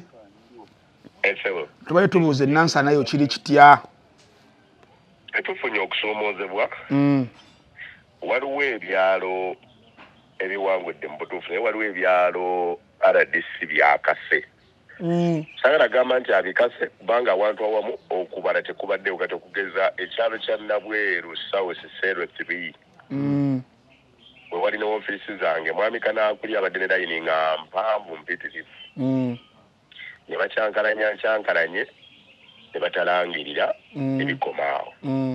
Era nakati nkyali mu field okunoonya afunye atya obwenkanya. Ntambuddeko kubanga ajjukira ffe ng'abakulembeze twabadde tusazeewo tulambule buli awali okulonda okulaba okulonda okwo nga kutambula buki bulungi. Kakati ngeri ekyo kyetukola nga tolina budde buyinza ogaa nti kakati kansimbe mu mugongo ate ngeri ebyalo ebira byetaaga okulaba nti buli kimu kitambula bulungi kituufu. Yena newala ku Nansana East 1A ewa Kiwendo Asado naye angambye mbadde n'abantu bange balungi naye akalulu kange bakantutteko. Kakati negemalo genaakafuna wano waliwo mukulembeze munnange Kanso Mulamba bamuyita Emmanuel Kiyingi mu kalulu ake omusajja gwe mmanyi nnyo ow'ekirooto Katooke B. Naye yennyini babadde bamuwangudde n'atuulana wansi n'azirika nga bamuwangudde n'azirika ne bamusitula ne bamufulumya bagende bamujjanjabe. Nga bamaze okulangira omusajja asoose bamuyita Kizito Kusaafi Kusaama. Naye bwe babitutte byetegere empapula okugenda wali zidde ne bagati ate kati awangudde. Awangudde n'obululu bubiri. Ow'ekirooto n'amuwa obuwanguzi. Ne bamuwa obuwanguzi bw'oli amusezeeko obululu bubiri oli nadda engulu. Oli mu katemba. Bannange. Nga mulabye. Tukyali mu field tusagala kati kuwajje no consensus report kubanga ebyalo bingi abamu tebalonze essaawa 5 zennyini kubanga okusoomoozebwa okubaddewo ti abantu abamu bo babagambye okujja n'endagamuntu zaabwe nga ndagamuntu ekakasa nti wa ku kyalo okwo naye ate beerabira nti baali balina okwewandiisa babeere mu register y'ekyalo kati awo tusanze okusoomoozebwa kunene akakiiko k'ebyokulonda tekaakola mulimu kusomesa bantu kutegeera nti wadde walondera awo wennyini ku kyalo naye okulonda ssentebe w'ekyalo wali olina okuba nga weewandiisizza ziri register bbiri ey'abasentebe b'ebyalo n'eri enkulu electoral commission. Era mbonyebonye n'abantu bakulu nnyo okubanywera nga mugaa nti munnange bw'oba taata teweewandiisa wano kati ate tolina kubeeramu naye nga nti nze wali wazina nga zambaali nja kunyigira nze najja kuno mu 1963 wano wembadde ne taata we bamuzaala ndaba kitaawo bamuzaala ndaba tubadde nga byakunyonebesanawo omumanyi ne bwabeera weewo n'abaana bewo bamanyi naye nga mu register taliimu mu register taliimu obudde teyabufuna kwewandiisa kati okusoomoozebwa kubadde kunene tegedde ngakulaga n'endagamuntu yenge esoma Nabweru South Sero 2 ekyalo ne waada kati yino katongamba oti anti sironda abamu bageza ne bakubisa n'obukonge bw'okulonda buli obwe twalonderako mu January ne bajja nabo nga babukuta nga zambaali olaba wennondera waawano naye nga teyeewandiisa kati okukinnyonnyola omuntu akitegeere okuwadde kusoomoozebwa kunene naye nga mubaddemu okukaka results zitali ntuufu era tusakola okunoonyereza okutuufu okumanya kubanga batwala bakugamba abantu batubuulira oba okulonda tebakwagala okuveewo temusobola tusibangako bantu betutaagala nga ffe ab'ekyalo abamu batugambire tuganiriza sitampu sitagiwadde kubanga ono bamukase bugazi nga n'abatolera babawagira babagaa nti tetusobola kukkiriza kuwaayo bukulembeze so ekifaananyi kye naakafunako kyekyo naye nga bumanyi Nansana alina ebyalo bingi kyatambula ndi wamu kati n'emmeeya naye namufunye tutambule wamu okulaba tugenda okugaba general consensus nga tufunye ekifaananyi ekituufu. Bambi tweyanza nnyo tweyanze gapudate eyo taata. Kale mukwano. Kale taata. Omusajja ow'ekirooto. Omusajja ow'ekirooto. Abadde afudde n'azuukira. Ng'akasimu kavuze. Ow'ekirooto kyange. Ow'ekirooto kyange. Kamala okufuna ku apudate okuvaako kati ewaka. Esembayo. Bakati nkizudde nti bamanyi n'okubba. Hey, Patience, how are you? Mpata atawo huyo muwulira. Munange ogamba oti oli live wano ku the final channel. Hello. Oli live kumpewo. Ali live kumpewo. Frank. Owulidde oli we bamubaza akalulu n'atuula mu ttaka. Bagenze okuleeta nga awangudde na bubiri. Sooka oleke okujjaganya akalulu ako bw'omala okawangula. A few moments later. Kuba ndaba kati basika empewo. Bannange. Kuba simu eyakubidde yagambye ono tumumaze. Owaayi. Oyo ki ekiriwo? Tuli wano ku Victoria Church asayininga ebintu tugere mu celebration. Tebababba akalulu. Ate kyobalabera abantu bonna abasoni tuli wano ku church tuvaawo biwedde. Tebababba akalulu. Tebasobola abadde mu 18 nga tubadde 58. Kakali distance gwegiyita ntono. Abagezigezi bangi bane tebababba akalulu. Wallahi Kale. Sookoleko omusajja wakugambye akalulu agenza okudda nga bamusinze n'obululu bubiri. Kyovola. Nawe mumija tawuka. Naye mucho olunaku lwajjo twagenze mikwano gyange gyagenze. Ngoba twagenze ntubeera nga bamperekerako. Okubanga nange nfuna engeri muganda wange gye yafunamu obuyinza. Yafunamu obukulembeze. Tutubuyita na bukulembeze. Genda gula poloti zonna zimaleyo chairman yasayiniza. Munde wakyaliyo poloti ey'okugula. Kata agenda fono. Agenda fono emitwalo 12. Muganda wange mugagga. Taliko ezo ssente. Manya chairman sitampu eyo ne bwafiirwa n'agenda atambula nayo. Alina poloti singa 3 mu Ndeeba. Ez'amaanyi prime land. So is a millionaire goge mazima. Si millionaire mu Ndeeba is billionaire. Musajja mugagga goge mazima naye azze kuteekawo obukulembeze. Tulina issue badde tusumbuwa ekkubo waliwo ekkubo lya firibaziba. Ate nga balizibidde na ku nnyumba ye kwennyini. Omusajja omu munnamagye bamuguza twamuguza ffeffe nnyinja gyaffe yamuguza. Ate we yajja wano 2023 okuliclaiminga n'aziba ekkubo. It has been one of those motivating factors lwaki tulina okujja mu bukulembeze olw'ensonga nti ate omuntu yamuyambako ekyamani abaddeko okiraba so okulaba nga twebeerera obuvuyo obugenda okubeera kyamani obuyinza agenda gamba ekkubo liddewo awo kooti eramule twagenda ne luzo paka mu KCCA physical planning naki ne bagamba bigenda tuddira naye ono yabadde alemeseza kyamani. Okay. But deciding factor. So, owekirooto kyange obululu bubiri bwe bumutaasizza ku luno okukuba omulanga. Gundi Kasuku twagenze naye Faruk Sakozi bane mbebaza nebaza Nambemu nebaza Flavia Namulindwa nebaza Faruk Sakozi nebaza Mutyaba nebaza Runi nebaza Shalom nebaza Kasuku nebaza Kaziwe Kapo nebaza Dax Katero omulyeruba twagenze netukuba akadodi netuyita muzoni edobozi lange nelisakawulira ku dobozi kati edobozi lange nelisakala era I'm straining it so much ndi mukunywa wano kachayi ka A&S ekikoze sebo eno tebakuwa sukali bakuwa hani gwotabuza teri byakulwala diabetes nawo ne bagamba 5 billion tezichaze 5 billion yes ze explaining abantu bazitegeere yes Now we are having a very big problem. One of the meeting, it was just even a casual meeting because I found a minister here yesterday, state minister. He came to take some ruombo and Rusinga Monsi. In one of my questions, I asked the minister because he's NRM. Namubuziza, tugenda kuddayo ddi ku nkola nga ntambika BNUP. And benefit from government projects programs. And you be NRM, that we can have a dialogue or a discussion. Buli omu n'asigaza ekikye. Nitukomawo enkya ne twebuuza mu ngalo. As it is kufa abawagira omupiira. Oli muwagizi wa Arsenal. Ndi muwagizi wa Man U. Tukaayanye kuno. Tukaayana kwasinga kwakola kikubazanyi. But we've never created any meat out of it. Lwaki ebyobufuzi bino bituleetera okubeera nga buli omu abeera ku extreme end ku side eri nangamba one of the reasons is ezimu yazingambe naye ziri sentimental saagala kuziyisa wano ku mpewo. Now the problem we are having as a country ate kiri nnyo mu nsi zino ezifugiddwa nnyo mukama wange musajja tagenze nga tatuwadde 5 billion why naye gonsinze yazza tuno ekitali kyo tekiba kikyo. Yes. So mbadde nkugamba one of the challenges and problems we're having in countries nga zino ezifugidde obukulembeze obumu for a long period of time creating a lot of this where you can't separate state from government.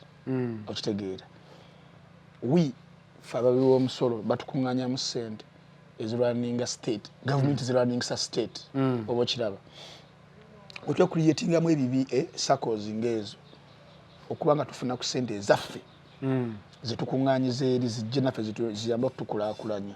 Now that is called state money. And then ate waliwo n'ekyokusatu ekya party. The party has NRM.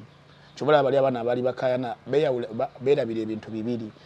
Ffe twakuŋŋaanya akalulu ka Museveni ate Museveni aziwa atya abo bantambi nga balinamu NUP okitegeera. That money wasn't meant for the NRM supporters. It was meant for bloggers. It was meant for abegattira mu sako y'aba bloggers. We have so many circles in Uganda. I know one of the Muslims abasiraamu inawe kuŋŋaanira bajoza ne 4 months ago bakiramu million nga 2. But no one ever had a discussion of nti ono wagundi ono wakibiina kino and so many others but promoters bakabawa ssente wano.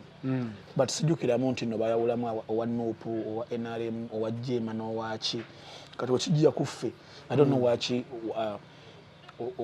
okuyogana ekintu ekyo kyoyogera why people were worried ku 5 billion naki the last meeting we had nafunayo omuntu yankubira nagamba Zanero nakulabye mu Bloggers Association watuliddemu olukwe ne mubuuza lutya mugenda funa sente biki namugamba listen when you're in opposition don't you go to a government hospital for treatment?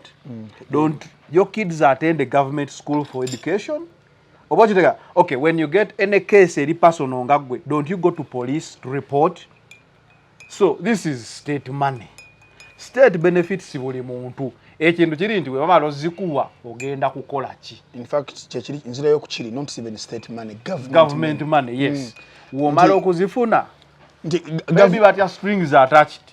I think by the way the worries are there and I feel for and people, they are right to yes worry. I feel for people who are skeptical that if Frank Ntambi supports Snoop and gets money but then zira wali waliwo kintu waliwo ekyafiira bannaffe bana bali mu buyinza one of the nali nkisomesa abantu nti government ebeera eri mu buyinza kyebesooka okwagala okukola not even service delivery but consolidation of power. Sometimes consolidation comes with compromise. They want to compromise this one and this one and this one and this one and they've been doing it bulungi nnyo. If it means ekifuba kikulemeddeko kikusiiwa kiraakira tekikutuka obussa bubi naawe alina ssenyiga nga takuggwako kozesa Lugave Cough and Flu Syrup ate gwalumizibwa alusazi nga zikuyisa bubi ofuna ekikeeto oba gaasi mu lubuto gwekozesa Lugave Alusa Syrup musange mu pharmacy ne drug shops zonna lyakakasibwa National Drug Authority. In cars and everything if they want musicians they want and everything so it comes back to you. If it was that that money was meant to compromise fena to be on side ya NRM there was no need of us even going to NUP to campaign for an NUP candidate because we would fear but natulaba batya oba okitegeera era bagambye katonda yazinye entambi 5 billion tezigenda kujja anti that is misperception because singa kyabadde ekyo nga effect eziganya okujja oba nga tumanyi mbuno yo string we tukikolera wouldn't want that money butajja naye tekiri emu kwezo nsonga I believe tusobola okubeera mu association ate the beauty of it even for the clear picture singanza about the president wa Uganda tijagala nga there is somewhere people who can associate nga balina different political ideologies obutateekawo kino nti government efa kubaayo bokka lwaki at the end of the day mukalulu akagwa twawonda nze nawonda mwami Kyagulanyi mpagira National Unity Platform tosobola kukimbuuza tosobola kidebate tosobola kukinkayanyaako naye after nga balangiridde president abeera alangiriddwa yenna no yali badde nti Kyagulanyi yawangudde aba president wa Uganda yonna not at any moment watandika kugamba nti banenze nfa kubange bokka nti webera service delivery nti abatanonda bo tebafuna oba kitegeera kakati ne kino wekitonze when treating that sente wezibeera zizze ezaffe gye twewolako anyway zijje tuzeewole abantu ndowooza bakirabira mu bino government projects ga PDM waliwo complain nti bawaako bakibiina kimu like kituufu ate bibiina kati ngenda kukubuuza ekibuuzo kati nze muganda wange wuyo awangudde wa National Unity Platform PDM sente wezijja tezijja tuuka wuwe zitukira ku kiyama webale nnyo kakati ekyo kinkugamba nti waliwo ebintu ebimu nga olaba MPs nti olaba MP abo opposition tebafuna musaala naye balina ofuna omusaala because sente ya government si ya muntu si ya party but nga wenjogedde kiri nti abantu tuba tulina kubatereeza and for that kubeera nga bategeera this is that yes tuli balabira ku bikolwa byabwe definitely if the tongue starts to swing nga tutandika okugamba who pays the piper controls the tune but as for now I feel buli omu akyakola omulimu gwe nga bw'alina okugukola yes okay nga tumaliriza tuni topics nga bbiri leka nsooke mpiseewo kubamu ku sponsors okay leka malo gamba ono ndi kumpe bambi ndi kumpeewo katono ndi kumpeewo ngenda kukubira muganda wange ngenda kukubira so mubamu ku bantu gwe obadde okimanyi ne bannange Zanero waliwo omwana ono anayagadde okugambako wali bamuyita Michelle Daka kati waliwo gundi zine zigenda mu maaso ava Senegal Miss Universe Uganda Michelle Daka si kibuga kya Senegal Michelle Daka si Daka ya R Daka eno ya DAKA wala wafanana omwana omulungi bwati yesimbyewo mu bya Miss Universe Uganda omulaba omwana ono ayina story bambi okubeera Miss olina kuba muwanvu obwanvu bukuyambako nnyo she's an international model and founder of multiple successful businesses. She has built a reputation for turning ambition into impact after losing her best friend ayina mukwano gwe bambi yafa to gender based violence ku myaka 21 n'atandika na dedicating obulamu bwe okubuildinga ebintu ebisobola okumuwa outlivinga oba kitegera forming businesses imperative nnyo ezisobola okuinspiringa confidence ground women initiatives ezenjawulo where women find community healing and hope oba kitegera so oba ogenza okubanga olonda ababimanyi obulungi Miss Universe Uganda tunuulira era onoonye erinnya lye bayita Michelle Daka twagala abire nga tukiikirira mu nsonga za Miss Universe zigenda okubeerawo mu November Haiti kwali ajja tukiikirira bulungi abo nga twavudde ku kinawana fa Biva Organic and natural health products Dr. Richard Senjobe gyali Mengaawo yayamba okubanga ajjanjaba endwadde ezenjawulo wabula nga ekirungi kyalina ajjanjabisa butonde kati gw'olina pressure olina sukaali simanyi magumba gakumyansa buli bulwadde bonna dokita yalina ka wake up call esanyu y'okuusi ate yakalina akyakalina emiswane gyeta kati nga wetuwangudde akalulu emundu neseka omuswane gwerega mundu neseka so mwe abalina obuzibu obwenjawulo genda osaidizawo emengo hamu Kasa Road ekizimbe ojja kubeera nga okiraba kiwanvu kya green sako ne kala eya white aba Job Giant bo bakubuuza kimu oli mukozesa are you an employer looking for the best candidates mulagala ba candidates abalungi post your vacancies with Job Giant and connect with verified qualified professionals ready to drive your business growth across Uganda and East Africa. Kuba ku number 0749 052 000 obogende ku mutimbagano gwaffe www.jobgiant.net oba tulumbe ku kizimbe kyaffe Ntinda Complex Block C ojja kubeera aba Job Giant obalaba. You access verified talent faster and smarter hiring and you grow your business with confidence ne Job Giant kumwe abalina emirimu abagikola tusobola okubeera nga tuba kutuusaako ennaku z'omwezi 21 August tugenda kubeerawo ku Serena Hotel Kampala Serena Hotel Irene Namatovu yes discounted ticket ebadde ku 15 essaawa zino mitwalo 10 obeera nga onyize ng'ogenze ku my Airtel app oba no dialinga *185 *9 hash oba noteeka merchant coding egikubuuza 442936 kanjidde merchant code 4936 in fact yeyo oberenga ku mitwalo 10 osobola okubeera nga ofuna ticket ekutwale ewa Irene Namatovu mu Strong Woman Concert.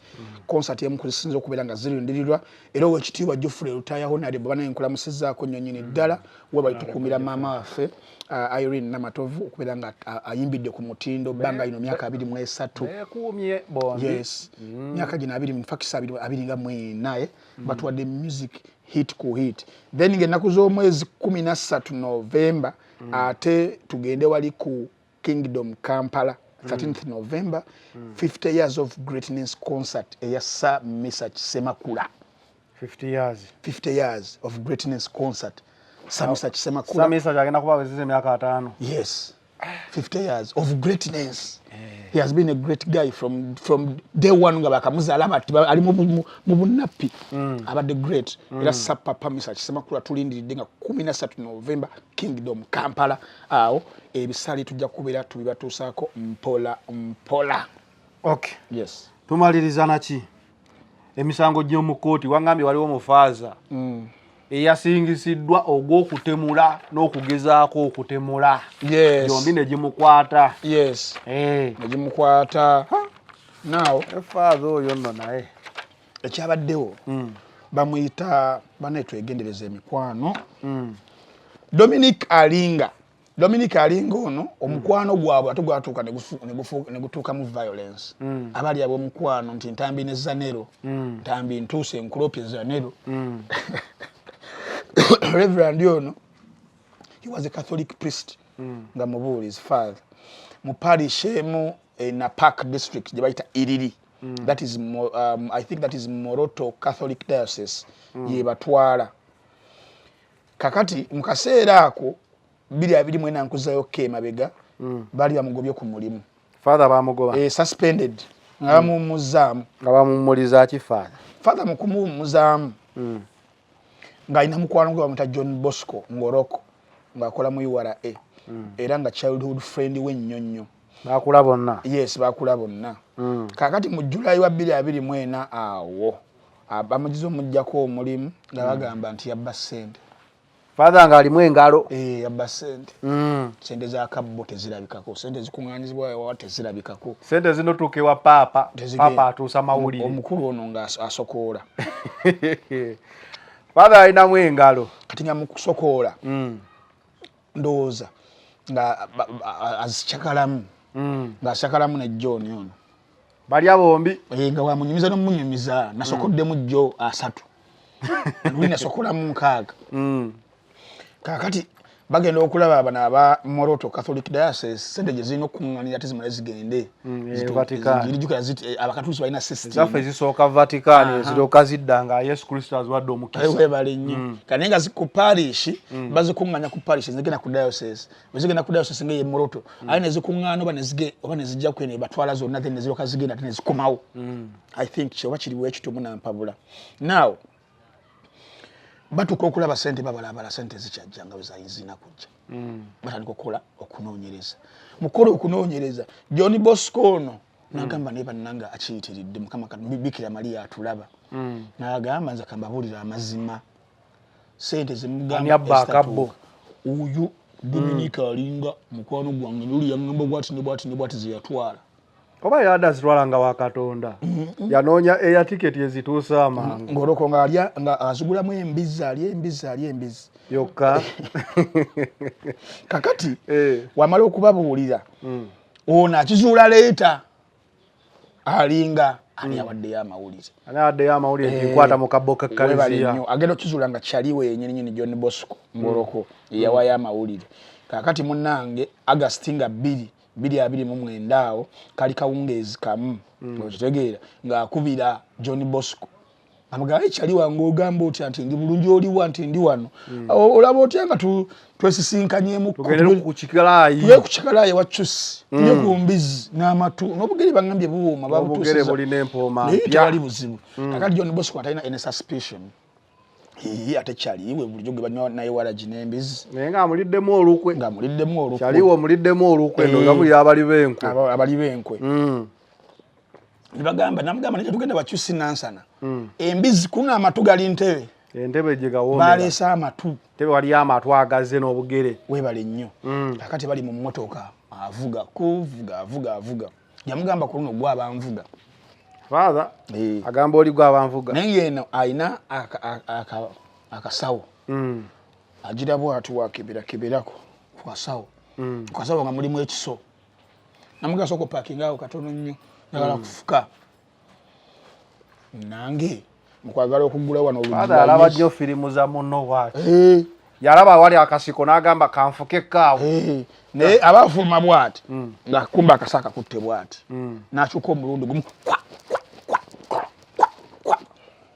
namusindika n'afuluma kati mu kumusindika n'afuluma bwati ng'akyali mu bisaga ebyo weebityo owa booda ava eri bali bamuyita Moses abigaba musajja watu Munyankole kolo teyabigaba abigaba agezaawo okujja okutaasa mbeera ki tuli mu kiroolwo saawa zaalinga 3 father talina kuba mu kigo ku saawa emu jjukira bamususpendinga ali ku suspend akati abigaba ajjayoleyoolo ono agamba agenda kuloopa agenda kulaja atulabye kyeyakuba nadde emabega mu reverse n'agiriita n'abatomera bonna bwe n'abalwaning over n'adduka father aliko legal evidence behind webale nnyo kati alowooza abasse bombi abazira kisa ne bajja yabayoolayoola kakati ono bambi n'afa injuries ng'olwoko John Bosco wode baali bamufumise n'afa injuries omusayi gumuweddemu nakyeyo byonna byonna n'ebisago kakati ono ye yagendera kubi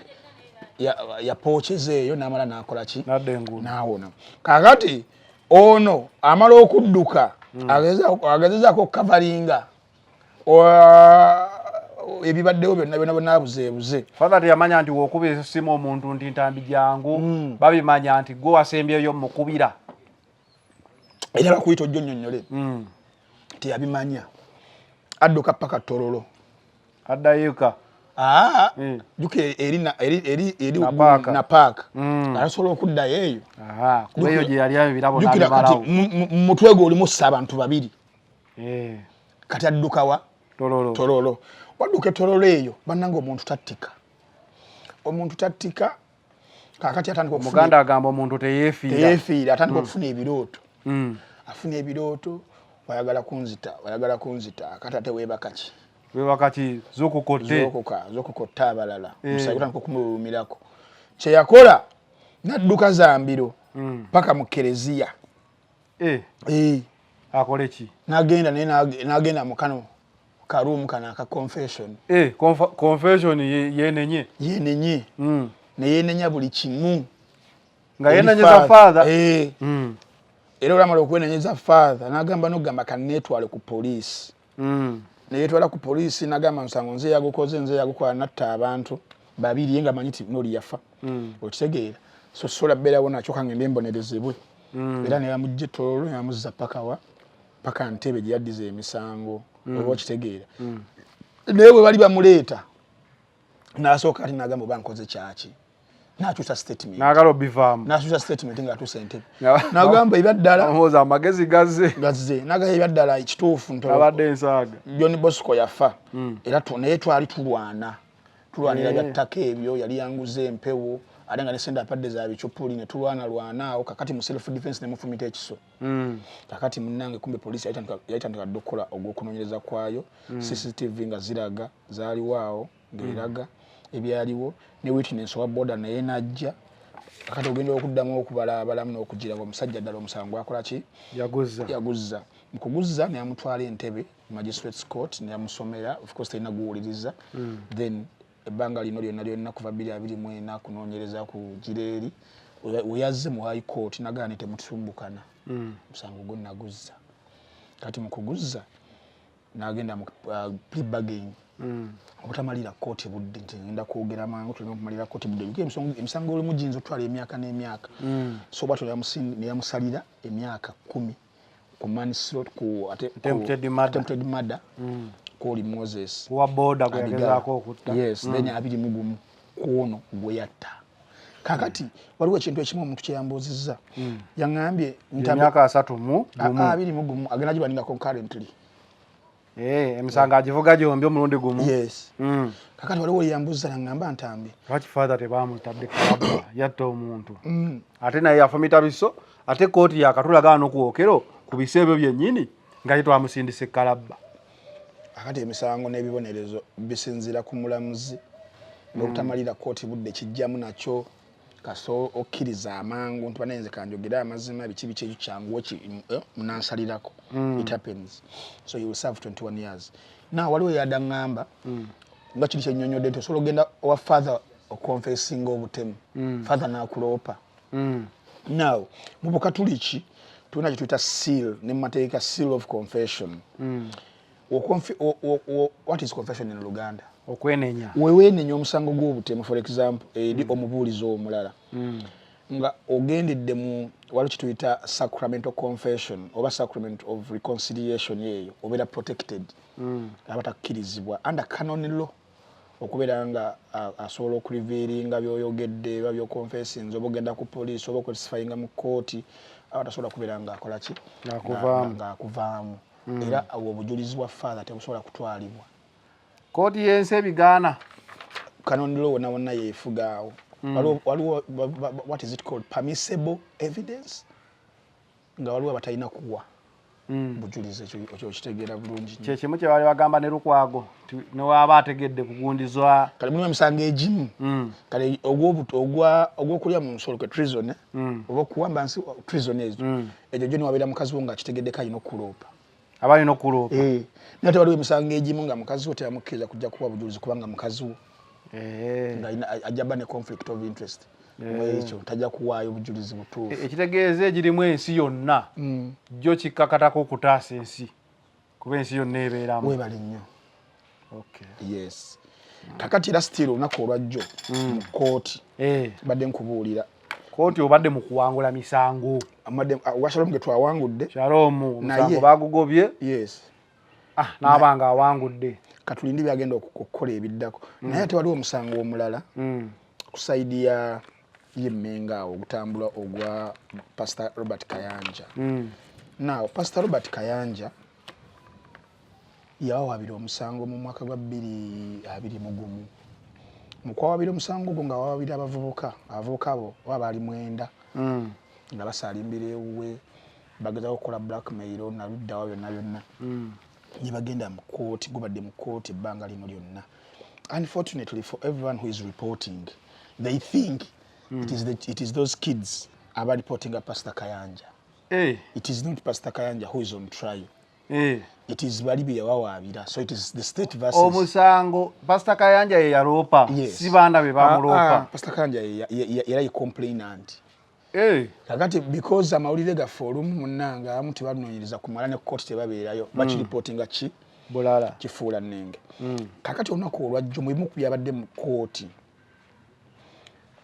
essaawa zino kuliko ali ku cross examination ye prime suspect oba prime accused gwe bayita Regan Ssentongo Regan Ssentongo ono muvubuka wa ttabu nnyo nnyini ddala bingi kakati nja kwogera as is ebiri mu court without take out prejudice name yali kuki ku cross examination webali bamubuuza prosecutor A'udhu billahi minash shaitani rajim bismillahir rahmanir rahim assalamu alaikum wa rahmatullahi ta'ala wa barakatuh nze Haji Yasin Kizza omusomi w'eddua nkola ku misango bula ly'abaana gwa yalimu okuzaala abonabona anoonyeza obufumbo n'obutambulamu emirundi gyonna akabyo obwavu atalina mulimu ebizibu ebyamaka eby'emmaali omukisa yagenda ebulaayo okukola toyina mirembe toyina mirimu nsangibwa lugalambu ku lw'ejjinja osobola okukuba ku nnamba ezo ewala osobola oyita ku WhatsApp ku namba zange ezo zolaba ku screen yo. State prosecutor yamubuuza ebintu bino wammanga yamugamba nti tulina information nga prosecution nti nno okugenda on a campaign okuwayiriza omusumba Pastor Robert Kayanja waliwo abapastors abakulira emabega we have that evidence okikkiriza oba tokikkiriza in fact nasooka namubuuza obamanyi nannyonnyola amannya Ssenyonga Bujingo Kiganda Male obamanyi nti sibamanyi waloyogeddeko nabo sogerangako nabo ne ku simu nti nedda sibawulizanga nako kumbe prosecution yo already gathering daki evidence nga ne audios ezirina nga ba exchanging amaloboozi boogera obo kitegedde kati ku lunaku olwajjo byavuddeyo ebiraga nti nno bano abaana babadde bali ku campaign esasulwa oba eteerwamu okuvujjirirwa okw'abasumba abalala because balina enjawukana zaabwe ne Pastor Kanja eziruddewo. Omwana mu bimu ku byo ebyali byayogerwa mu kutandika procession bwe yakubyemu ebituli yagamba nti bajja ku church eyo kubanja ssente ez'ebisiyaga nti Kanja yabasiyaga bali bazemu banja ssente byagenze okuzuuka nga all this was about salaries. Omwana bamuwumuza ku mulimu yali akozesa ebiragalalagala akozesa abakazi neyamuleyinga off mu kumuleyinga off natandika okubira nga apanga ne bali banna abalala bamu n'okubasiba bali bakola ki bali babasiba kakati ono byagenze okuvaayo nga ne messages zonna zabatandise okuba nga baleeta nga yali yeegayirira Pastor Kanja mu omusaala mama wange mulwadde tata wange afudde naye nga bana n'ebisinga bya bulimba ajja ku musaala gwange ompeeko salary kitegeeza nti already prostitution yamaze okuba nga creating a motive kati already ono kyamusanga mu nyiivu nnyo ali mu mbeera yali agana genda bweru nkolera visa nkolera passport nga n'obusungu bungi nnyo kakati nikibeera ku kya there's olugero olugamba nti bakinanisa akyagala muko omubbi okuzaala abalongo nalongo wabba tebamukuba okitegeera kanagenda n'asangawo mu lugero mu byaddala bakuba yes n'asanga abasumba ate abalali balina enemite abamu kubamuyamba okubanga they can facilitate all that blackmail saga and campaign but that is for the court bikyaliyo mu court that is for the court okusalawo buli ku evidences ezo zinalabye nga observant oba zinaakozesebwa okulaba ni mutuufu natali mutuufu nze nganze simanyi ekyo kya court kubanga esalawo am reporting as is kyososo kiriyalinga bulijjo abantu bamanyi nti Pastor Kayanja gwe baaloopa ate mu kooti kyokka omusango guli nti Pastor Kayanja yaloopa bano muwayiriza anto nakuidde ogamba emisango egyo nga giruddewo ate tegiggwa nze nali nga balinzeeko ebintu ebyo ebisiyaga naye manyi oba otandise olinnya ennyonyi waliwo ebintu ebimu byotakola yensonga lwaki kati nyimirira nze Kayanja munange mulinnyi banyonyi siringa ntambi atambulira ku ttaka awo batokubye nnyo tese bufuse kiyamaani tokyafugika we bali kuwangula kalulu by the way katusabe mufuge bulungi abantu era entandikwa yantambye okufuuka naye honorable ate nze awangudde era bagamba famire musajja yakuba akalulu atufuze bulungi anatandikira waliwo katono nnyo nga sinakubanga ondeka waliwo wano omusajja wange ali Amsterdam kantekemu wano enamba katuwadde kasente bamuta Pogoba Mujuni kakati omwami oyo ategese the Shin DJ mixtape experience season eyokubiri agitegese side zaawo tuli ku Roneweg that is Amsterdam 12 to 14 143 AH okuva saawa 3 paka saa 11 ez'okumakya era omulamwa back to school lumu Augusto this is over there ku lunaku olw'omukaaga biri Netherlands ku lunaku olw'omukaaga final channel 1st August yes so ordinary ticket eri ku euros 4 VIP euros 6 table euros 3 kuba ku number +316 841 27940 beba naffe abo kale this is the final channel in focus with Frank Ntambi we out